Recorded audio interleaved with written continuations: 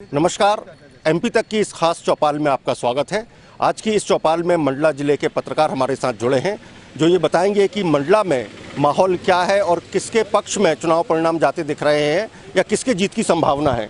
सबसे पहले हम शुरुआत करते हैं मंडला के स्थानीय संपादक कपिल वर्मा से। वर्मा जी बताएं, मंडला जिले की 3 विधानसभा जो है इसमें किसके पक्ष में माहौल जाता दिख रहे हैं आप? वोटिंग परसेंटेज के हिसाब से देखें, जिस हिसाब से वोटिंग परसेंटेज यहाँ पे बढ़ा हुआ है, भाजपा का माहौल काफ़ी अच्छा है यहाँ पे और भाजपा के फेवर में लोगों ने वोट भी किया। लाडली बहना योजना को लेकर जो रुझान था महिलाओं का या जो उनसे बातचीत की गई, काफ़ी हद तक फेवर यहाँ पे देखा जा रहा है कि भाजपा को लेके काफ़ी अच्छी स्थिति मानी जा रही है। बीजेपी का पल्ला भारी नजर बीजेपी का पल्ला बिल्कुल भारी नजर आ रहा है यहाँ पर। साहू जी आप बताएं, आप किसका पल्ला भारी देख रहे हैं मंडला में, खासतौर से तीनों विधानसभा की अगर हम बात चुनाव की बात अगर अपन करें तो भाजपा का पल्ला ज़्यादा भारी है, क्योंकि जो लाडली बहना योजना है घर घर तक मिली है, लोगों को 1000 रुपये बहुत बड़ी महत्वता होती है महिलाओं के लिए खासकर, तो वोटिंग परसेंटेज में भाजपा सबसे आगे है।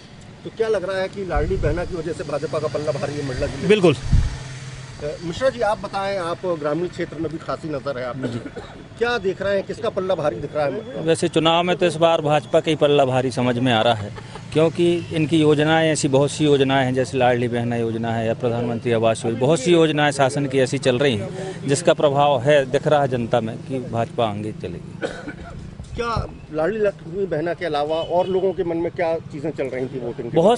बहुत सी चीज़ें ऐसी हैं जो भाजपा के द्वारा बहुत सी योजनाएं चलाई जा रही हैं, उन सभी योजनाओं का प्रभाव है जनता के ऊपर। रोहित आप भी लगातार चुनाव के दौरान मंडला में घूम रहे थे, क्या देख रहे हैं, किसका पल्ला भारी देख रहे हैं, क्या लग रहा है, क्या संभावना नजर आ रही है? सबसे पहले मैं कहना चाहूँगा कि जो कांग्रेस ने ओल्ड पेंशन जो लागू किया है, जो ओल्ड पेंशन की बात किए हैं, तो कहीं ना कहीं अधिकारी कर्मचारियों के द्वारा उनका कहना है कि ओल्ड पेंशन जो उनको दी जानी है कांग्रेस के द्वारा, तो कांग्रेस में भी कहीं ना कहीं वोटिंग आगे हुई है, मैंने ये देखा है। और अधिकारियों कुछ मेरे हैं, उनसे मैंने वार्तालाप भी किया है।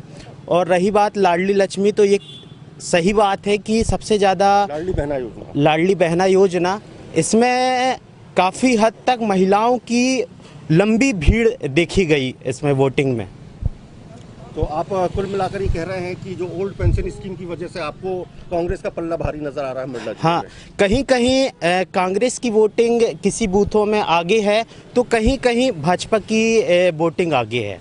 मतलब संघर्ष यहाँ पर देखने को मिल रहा है। विवेक अग्निहोत्री जी हमारे साथ हैं। अग्निहोत्री जी, पूरे जिले में आप काफ़ी पैनी नज़र रखे हुए थे पूरे चुनाव के दौरान, अब चूंकि जो है मतगणना हो चुकी है, परिणाम जो है मतपेटियों में बंद है, क्या लग रहा है किसके पक्ष में हवा थी चुनाव के दौरान और अब क्या संभावना देख रहे हैं? देखिए, आमतौर पर जब हम जो भी अभी तक चुनाव देखे हैं उसके मुकाबले इस चुनाव में मतदाता काफ़ी साइलेंट रहा है, इसलिए उसकी नब्ज को टटोल पाना इतना आसान नहीं रहा है इस चुनाव में। मगर फिर भी अगर हम देखें तो अपनी जगह हम बिछिया विधानसभा की बात करें तो वहाँ त्रिकोणीय संघर्ष देखा गया। इस बार गोंडवाना गणतंत्र पार्टी ने काफ़ी जमकर चुनाव लड़ा है। अगर उस लिहाज से अगर हम देखते हैं तो त्रिकोणीय संघर्ष में आमतौर पर भारतीय जनता पार्टी को एक फ़ायदा होता है। उस लिहाज से अगर हम बात करें तो हमको बिछिया में इससे अगर अनुमान लगाएं तो थोड़ा सा पलड़ा भारी दिखता है भारतीय जनता पार्टी का। वहीं अगर हम मंडला विधानसभा की बात करें तो मंडला विधानसभा मंडला जिले की एक ऐसी विधानसभा है जिसमें नगरीय वोटर बहुत ज़्यादा है बाकी विधानसभाओं की अपेक्षा। यहाँ 3 नगरीय निकाय हैं, तो नगरीय निकायों में आमतौर पर हम ये देखते हैं कि यहाँ पर बीजेपी का वोटर्स उसको फ़ायदा मिलता है बीजेपी को। और हमारे जो अर्ध नगरीय क्षेत्र भी, इसमें काफ़ी कस्बाई क्षेत्र भी हैं, वहाँ भी मिलता है। और कुछ एक जो छठी अनुसूची को लेके भी एक यहाँ पर एक बड़ा विवाद तो नहीं कहेंगे, बहस रही, जन चर्चा का मुद्दा रहा, तो उसका भी एक छोटा सा एक पल्ला यहाँ भी भारतीय जनता पार्टी का भारी दिखता है। अब अगर हम निवास विधानसभा की बात करें तो वहाँ एक हमारे देश के एक बड़े आदिवासी चेहरे के तौर पे जाने वाले केंद्रीय मंत्री फग्गन सिंह कुलस्ते स्वयं मैदान पर थे, तो मुझे लगता है कि एक उनका जो एक ऑरा है, एक उनका जो है प्रभाव है जो उनकी विधानसभा का, इसका उनको कुछ फ़ायदा मिलेगा। और देखते हैं आगे क्या होता है। मुझे लगता है कि वहाँ भी उनको थोड़ी सी एज है इस चुनाव में। तो विवेक अग्निहोत्री जी का मानना है कि अलग अलग समीकरणों के हिसाब से भाजपा का पल्ला भारी देख रहे हैं। मैं दर्शकों को बता दूं कि मंडला जिले की 3 विधानसभा जो हैं, तीनों आदिवासी वर्ग के लिए आरक्षित है। बिछिया और निवास को छोड़कर मंडला ऐसी विधानसभा है जहां नॉन ट्राइबल्स वोटर्स भी काफ़ी ज़्यादा हैं, जिसका ये चर्चा विवेक कर रहे थे। आशीष, आप खास तौर से निवास क्षेत्र से हैं और निवास क्षेत्र में पूरे मध्य प्रदेश की नज़र है, क्या संभावना वहाँ नज़र आ रही है? किसका पल्ला भारी दिख रहा है? क्योंकि वोटिंग के दिन कुछ और चर्चा थी, बाद में कुछ हवा का रुख कुछ और बहने लगा है, ऐसी बताया जा रहा है। क्या देख रहे हैं आप? चुनाव की घोषणा के बाद कांग्रेस प्रत्याशी के चयन में जो थोड़ा बहुत गफलत था, निर्दलीय फिरदलीय, फिर सब सेटअप जमाते जमाते एक टाइम लिमिट तक कांग्रेस चुनाव पे थी, लेकिन आखिरी के 4-5 दिनों में कुलस्ते जी का प्रचार बहुत ज़ोर शोर से पकड़ा। जो उनका कमज़ोर बेल्ट था, जो एक समय गढ़ माना जाता था, उस समय उनने कांग्रेस की, ऐसा बताते हैं लोग कि कांग्रेस की लगी हुई फसल पे रोलर चलाया जावेद एक प्रकार से। तो नो डाउट निवास विधानसभा में कुलस्ते जी का पल्ला भारी हुआ है। मैं आपको बता देता हूं क्योंकि अगर कुलस्ते जी खुद चुनाव लड़ते हैं और दूसरा प्रत्याशी चुनाव लड़ता है तो मतदाता के साथ साथ कार्यकर्ता एकजुट हो जाता है। उनका भाई जब चुनाव लड़ा 29,000 से हारा, लेकिन जब वो लोकसभा लड़े तो 2,500 से पीछे थे। इसके अलावा निवास की जहाँ तक हम बात करें तो निवास एक प्रकार से गढ़ रहा है बीजेपी का। 2018 में बीजेपी सब जगह से हारी, लेकिन बबलिया बेल्ट की जो 28 पोलिंग थी नारायणगंज ब्लॉक से, उस पर बीजेपी आगे थी 1500 वोट से। इसके बाद में लोकसभा में वो 9500 से आगे हो जाती है। दूसरी तरफ निवास पे सब जगह से बीजेपी चुनाव हारी विधानसभा में, लेकिन वहाँ से वो आगे थी और उसकी लीड लोकसभा में ही बढ़ गई। तो ये जो 66 पोलिंग निवास की है, ये एक बहुत बड़ा इम्पैक्ट पैदा करती हैं निवास विधानसभा के लिए। इस बार एक और चीज़ देखने को मिली है कि गोंडवाना गणतंत्र पार्टी जो थी वो शुरू में तो उतनी तेजी से चुनाव नहीं लड़ी, उनके चुनाव चिन्ह आरयू उन्हें नहीं मिल पाया, तो एक प्रकार से उनका मनोबल टूटा। लेकिन फिर एक स्थानीय प्रत्याशी होने का बकौरी से, जो कि कांग्रेस का गढ़ हुआ करता था मंडला और इधर की 41 पोलिंग का गढ़, उस पर गोंडवाना को एक एज मिला हुआ है, उसका सीधा सीधा नुकसान कांग्रेस को हुआ है। और दूसरी तरफ बीजादाड़ी में गोंडवाना को उतना वोट नहीं मिल रहा है। तो कहीं ना कहीं ये भी चर्चा है कि गोंडवाना का वोट इस बार बीजादांडी बेल्ट में कांग्रेस की जगह बीजेपी को शिफ्ट हुआ है, चूंकि वहाँ के स्थानीय लोग बता रहे हैं जो बेल्ट है मानेकसरा बरगांव, ये बीजेपी को एज देता दिख रहा है। तो ओवरऑल अगर देखा जाए तो लाडली बहना अगर इम्पैक्ट नहीं करती है तो 5,000-4,000 के प्लस माइनस की बात है। और अगर लाडली बहना का इम्पैक्ट दिखा, जैसे कि लंबी लंबी लाइनें महिलाओं की दिखी है, तो नो डाउट बीजेपी को एज है और एक बड़ा चेहरा है, चुनाव का पल्ला उस तरह भारी दिख रहा है। लाडली बहना अगर असर दिखाई तो परिणाम कुछ होगा। ये बताएं जायसवाल जी, लाडली बहना कितना इम्पैक्ट डाली है उसने मंडला जिले के चुनाव में? निश्चित रूप से मेरा अपना ऐसा मानना है कि महिला मतदाता जो है वो लाडली बहना योजना से निश्चित रूप से प्रभावित हुआ है ना। लेकिन दूसरे फैक्टर्स भी मंडला ज़िले में काम करते हैं। यहाँ के अधिकांश जो ट्राइब्स हैं वो फाइनेंशियली साउंड नहीं हैं।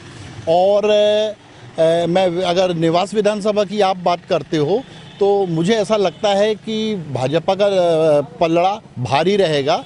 चैन सिंह बरकड़े उनकी तुलना में थोड़ा कमज़ोर प्रत्याशी हैं, प्लस गोंडवाना पार्टी भी वहाँ से लड़ी है, तो गोंडवाना जो है वो निश्चित रूप से कांग्रेस के वोट काटेगी, भाजपा के नहीं। मंडला विधानसभा की यदि हम बात करें तो मंडला विधानसभा मुझे ऐसा लगता है कि कांग्रेस बीजेपी की तुलना में बेहतर स्थिति में है ना। ये बात सही है कि मंडला विधानसभा में भाजपा का प्रतिबद्ध मतदाता रहा है, लेकिन बहुत से फैक्टर्स काम कर रहे हैं। महंगाई है, बेरोजगारी है और भी दूसरी वजह हैं। तो उसकी वजह से मुझे लगता है कि मंडला में कांग्रेस बेहतर स्थिति में है।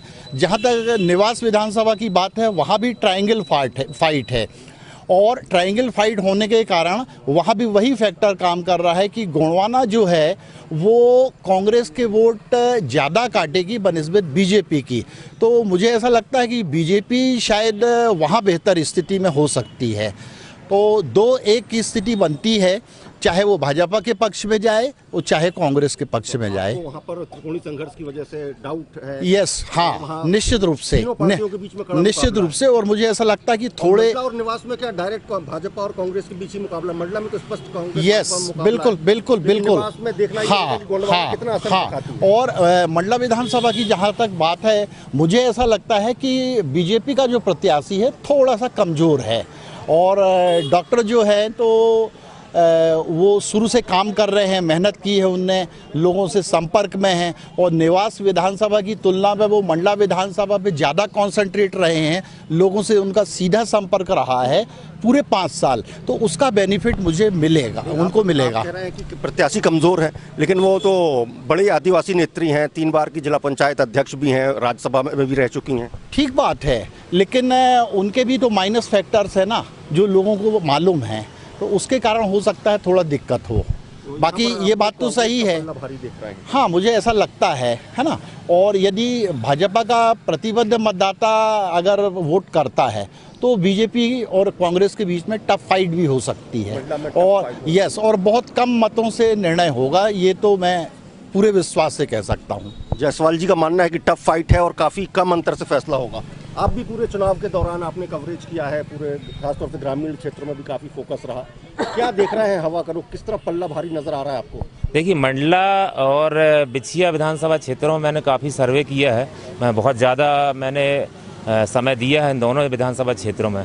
तो मंडला की स्थिति मैं मेरे आकलन के हिसाब से मैं बता सकता हूँ कि भाजपा भारी है, क्योंकि कुछ समय तक ऐसा लग रहा था कि दोनों लगभग बराबरी पर हैं। लेकिन कांग्रेस नेत्री जो आई हुई थी महासचिव प्रियंका गांधी, उन्होंने एक बयान दिया था जिसके तहत उन्होंने छठवीं अनुसूची को लागू करने की बात कही थी। उसके बाद से अचानक ऐसा लगा कि जैसे जो शहरी मतदाता हैं वो कांग्रेस से थोड़ा दूर होते चले जा रहे हैं, और ऐसा लग रहा मुझे कि संपत्तिया हुई के यहाँ से आसानी से फाइट निकाल लेंगी। अब मैं बात करूं बिछिया विधानसभा की। बिछिया मैंने काफ़ी सर्वे किया, मैंने लगभग 15 से 20 दिन वहां लगातार दिए हैं। बिछिया में ट्रायंगल फैक्टर लोग बता रहे हैं, लेकिन मैं बता रहा हूँ कि एक तरफा फैक्टर है। वहाँ कमलेश टेकाम जो कि गोंडवाना गणतंत्र पार्टी से हैं, एक तरफा जीत रहे हैं, क्योंकि उनका खुद का पिछला जो चुनाव गया था उसमें अच्छी खासी उनने 35,000-38,000 के लगभग वोटें पाई थी।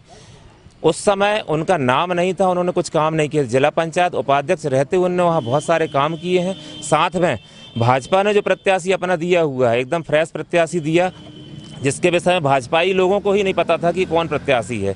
साथ में जो पट्टा जी थे, उनकी एंटी इनकम्बेंसी जो है उन पर भारी पड़ गई है। तो इसका सीधा फ़ायदा कमलेश टेकाम को मिलता दिखाई दे रहा है।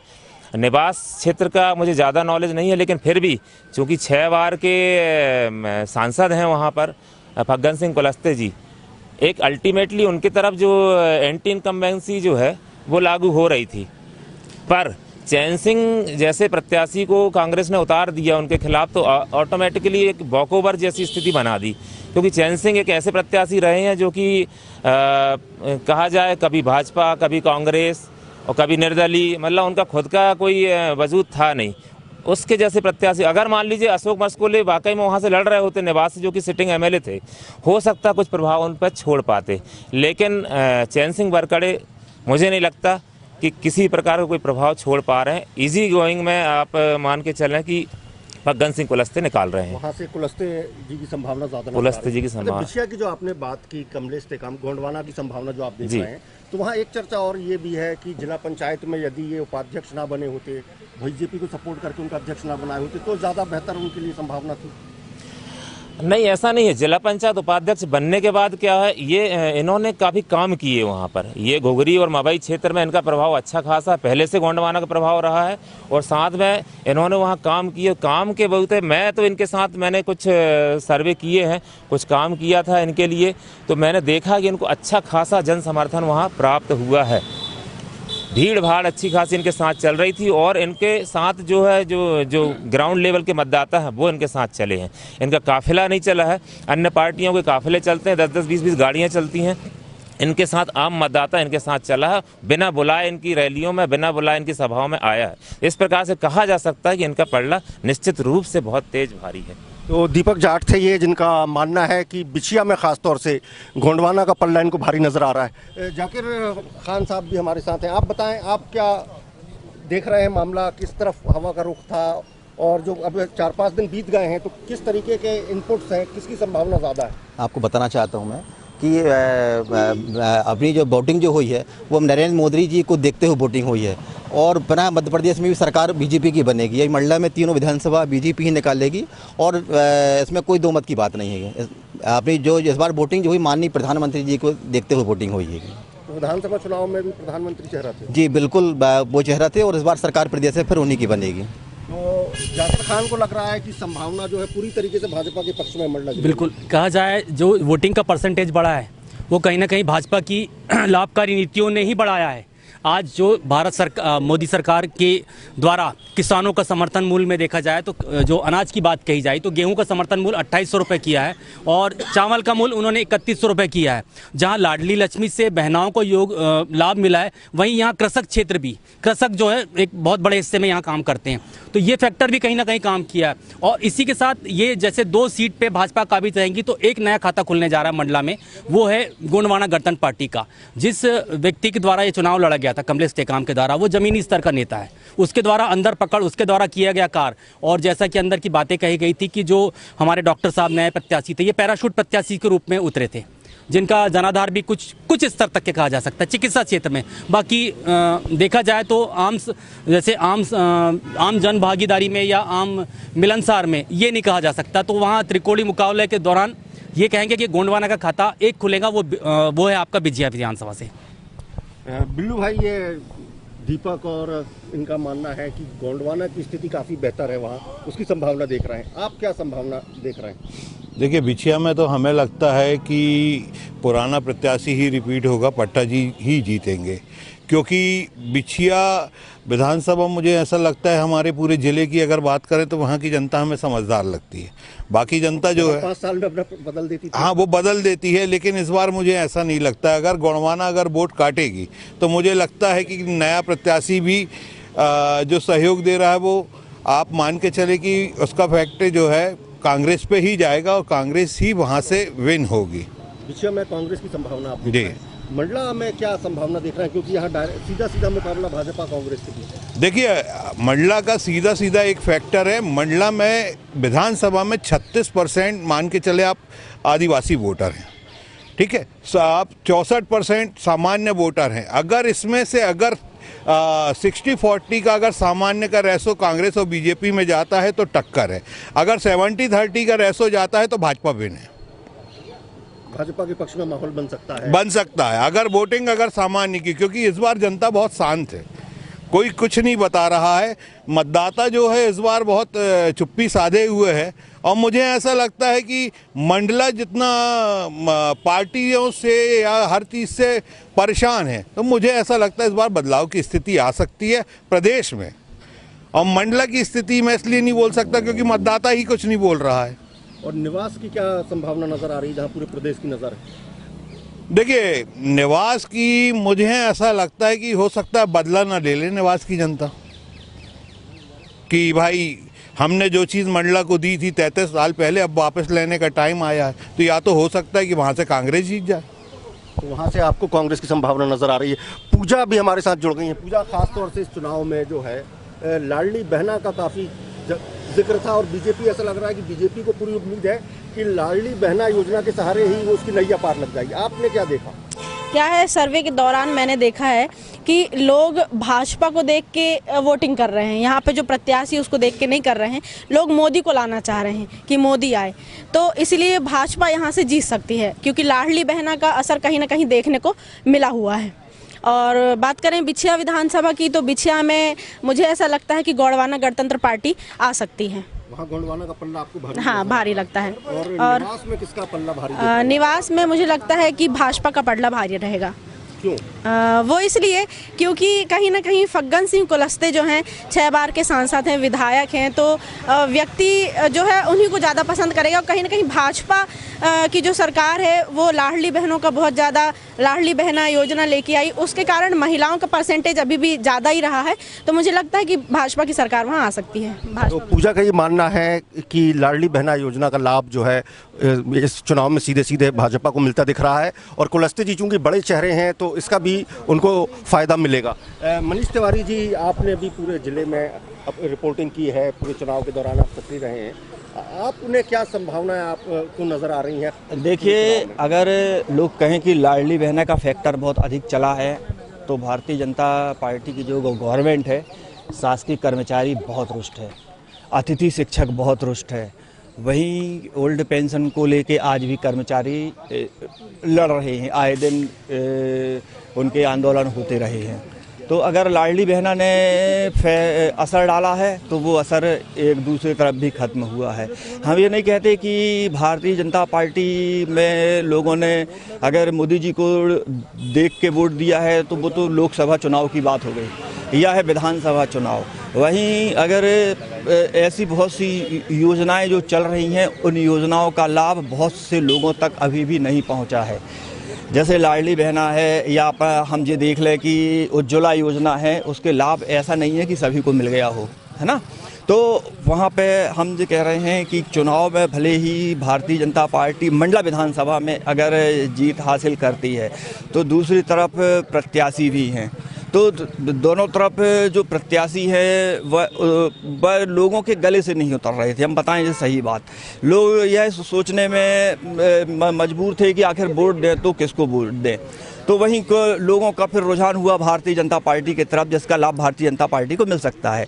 अब जैसे कि लोग कह रहे हैं कि बिछिया विधानसभा में गोंडवाना गणतंत्र पार्टी की बहुत बड़ी रैली थी, तो रैली को देख के बोर्ड का आकलन नहीं लगाया जा सकता है, ये सबसे बड़ी चीज़ है।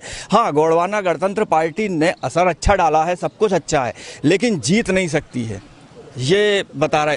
अभी का समय नहीं है जी। अभी संभावना देख रहे तो हम बिछिया विधानसभा की जो बात करें तो बिछिया विधानसभा में इस समय जो नारायण पट्टा कांग्रेस के जो प्रत्याशी थे उन्होंने वे भी पूरे विधायक रहते हुए पूरे क्षेत्र का दौरा उन्होंने किया है, पूरे क्षेत्र का। लेकिन बीच में जो उनके बीच में गोंडवाना गणतंत्र पार्टी और कांग्रेस के बीच में जो मतभेद की जो खबरें आईं तो उसका लाभ भाजपा को मिलेगा और उसको भाजपा प्रत्याशियों के द्वारा भुनाया भी गया है। निवास की बात कर ले तो निवास में क्या संभावना देख रहे हैं? देखिए, निवास का हम बता रहे हैं, निवास में भले ही केंद्रीय मंत्री चुनाव लड़ रहे हैं, लेकिन सबसे अधिक अगर उनके ही गोद लिए गांव की स्थिति देखी जाए तो वहीं के लोग उनके विरोध में रहे हैं और क्योंकि वहाँ पे काम अभी तक हो नहीं पाए हैं। 3 गांव उनके विरोध में, जबकि वहाँ पे बहुत से पत्रकार साथी थे, उन्होंने भी दौरा किया था। लेकिन हाँ, हम ये कह सकते हैं कि इस चुनाव में निवास विधानसभा जो है, निवास विधानसभा में कयास जो लगाई जा सकती है तो वहाँ से भी भारतीय जनता पार्टी का पलड़ा भारी केंद्रीय मंत्री है। और ऐसा भी रहा है कि जो प्रत्याशी वहाँ पे चैन सिंह वरकड़े हैं वो उतने अच्छे साबित नहीं हो पाए हैं, तो वहाँ पर भी भारतीय जनता पार्टी का है। तो इस बार ये है कि तीनों विधानसभा भाजपा के पक्ष में जाएंगी, भले ही वोट का अंतर ज़्यादा ना हो, वोट का अंतर 3000, 4000 और 5000 या 10,000 तक जाए बस हो। तो ये थे मंडला जिले के हमारे पत्रकार साथी जो बता रहे थे कि चुनाव को देखकर कि क्या संभावना वो तलाश रहे हैं, क्या संभावना उनको नज़र आ रही है। बहरहाल ये इसकी सच्चाई का पता तो 3 तारीख को पता चलेगा जब मतपेटी खुलेंगी। लेकिन हमारे साथियों ने हमारे साथ जुड़े और अलग अलग जगह से हमारे साथ जुड़े और उन्होंने अपनी संभावनाएं व्यक्त की हैं। अब हम देखेंगे कि इनकी ये जो आकलन कर रहे हैं ये कितना सही बैठता है। सैयद जावेद अली, मंडला, MP तक।